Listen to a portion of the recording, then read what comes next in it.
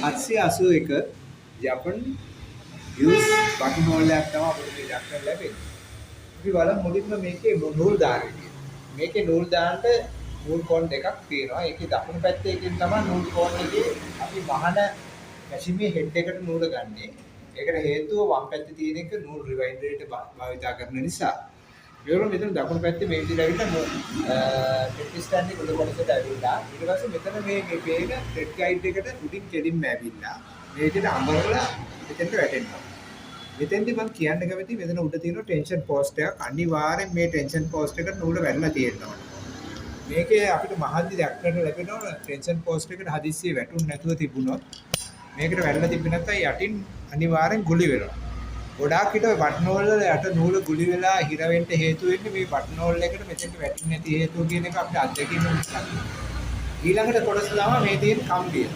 මේ කම්බියට මෙතන මේ විදිහට දාලා තියෙන හේතුව තමයි මෙතනින් මේ විදිහට එන්නේ අපි දැන් බටන් හෝල් එකක් මැහුවට පස්සේ උඩ ටිමර් එකෙන් නූල රිලීස් කරලා දෙන්නේ මේ කම්බියෙන් තමයි.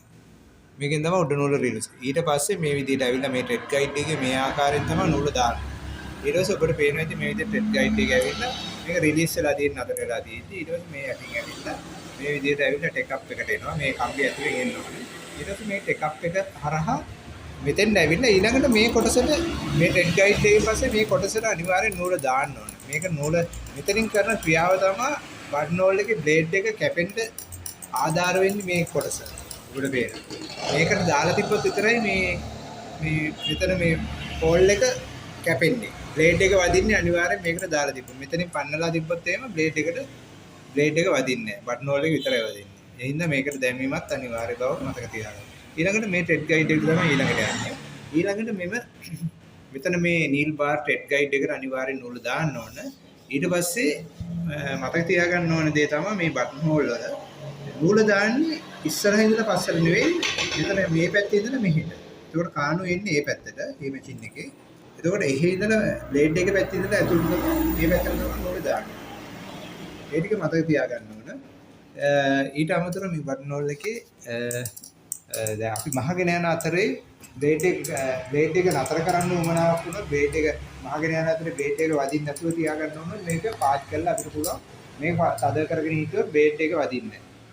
ඊට අමතරව මහගෙන යන අතරේ නූල මගදී කැඩුනොත් අපිට ඕන තැනකට මෙයා කරකලා මේ ආකාරයෙන් අපි කියමු මහගෙන යනකොට මග නතර වෙලා තියෙන බටන් හෝල් එකේ ඕනම කොටසකට මෙයා කරකලා ගෙනියන්න. මේ ආකාරයට ගෙනියන්න. එතන ඉඳලා අපිට මේ පටන් ගන්න ගන්න පුළුවන් ඕන බටන්. ඒකට තමයි මේක කොටසදී. ඒ වගේමයි මේ කොටසෙන් කරන්නේ හදිසියෙ දැන් බටන් හෝල් එක මහගෙන යනකොට එමර්ජන්සි කියන කොටස තමයි මේ තියෙන්නේ. මේක එමර්ජන්සි කියන කොටසෙන් අපිට මෙහෙම ටක් ගාලා ගහපු ගමන් මෙයා නතර වෙනවා. මෙයා මහගෙන යන අතරේ හදිසියෙ අපිට නතර කරගන්න උවමනාවක් වුණා. මෙයා තමයි එමර්ජන්සි කියන්නේ. මොකද ගහපු ගමන් ටස් කරලා බටන් හෝල් එක නතර වෙනවා. මේක හදලා තියෙන්නේ යට කැම් එක වීල් එකට සෙට් කරලා තියෙන්නේ. ඒ හරහා මෙයා සම්පූර්ණ නතර කරනවා. ඒ විදිහට තමයි මේකේ තියෙන කොටස්. ඊට අමතරව තව කියන්න දෙනවා මේකේ නෝල් පොතන්න ගන්න පුළුවන්. මේකට දාලා මෙහෙම දාලා මේ හරහා මෙතන තියෙන පොටෙන්ෂල් පෝස්ට් එක ඉස්සර මෙතන නෝල් එනවා. ඊට පස්සේ මේ හරහා මෙතෙන් බැරිලා මේකට ඇවිල්ලා මේ රිවයින්ඩර් මේ නෝල දාලා නෝල දා ගන්න පුළුවන්. මෙම කොටස් හතරෙන් තමයි බටන් හෝල් එකේ හැඩේ හදාගන්නේ. මේ තියෙන බටන් හෝල් එක අපිට පුළුවන් මේකේ මෙතන මේ මෙතන ලොකු කරගන්න පුළුවන්. ඒ වගේමයි මේ මෙතන ටැග් වෙන ප්‍රමාණය අඩු වැඩි කරගන්න පුළුවන්. ඒ විදිහට මේක මෙතන බිත් එක අඩු වැඩි කරගන්න XY සිස්ටම් එකකට මේක තියෙන්නේ. මේ හතර උපයෝග කරගෙන අපිට පුළුවන් මේකේ හැඩේ හදාගන්න. මේක කැතක් තිබ්බොත් ඒ විදිහට හදාගන්න ඕන බටන් හෝල් එකක් විදිහට මේකෙන් තමයි ඒක කරගන්නේ. ඊට අමතරව මේ මෙතන ඔබට පේනවා ඔයිල් බල්බ් එකක් තියෙනවා. මහන අතරේ මෙතනින් ඔයිල් වැඩ කරන්න ඕන. ඒ සඳහා තමයි මේ ඔයිල් බල්බ් එක තියෙන්නේ. ඊට අමතරව මම කියන්නේ කවුද මේකේ නූල් දුරස් කරන්න මෙතනින්.